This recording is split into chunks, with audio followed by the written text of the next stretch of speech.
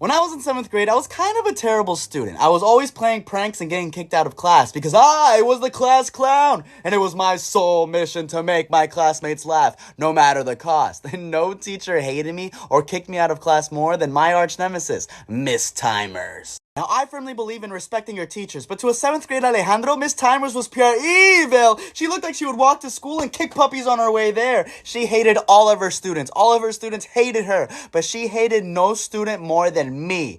So one day I decided to settle our differences once and for all. It was a day in English class like any other. Miss Timers was yelling at a student. I used the opportunity to crack a hilarious joke, and Miss Timer goes, "Alejandro, get out in the hall right now!" And I said, "Yes, Miss Timers." I was ushered out into the hallway. She slams the door behind me, but as soon as I sit down in the hallway, I pull out a tiny harmonica that I had stored in my pants, and I started playing the only song I knew how to play.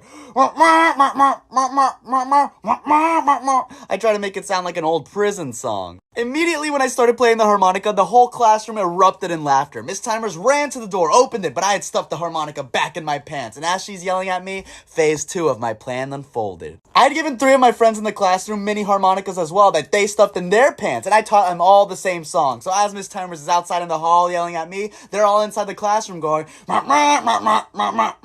Miss Timers hears this and runs inside the classroom. So I pull out my harmonica in the hall and go, Miss Timers runs back in the hall and they start playing, she's running back and forth, and finally she runs out of the classroom cursing and screaming.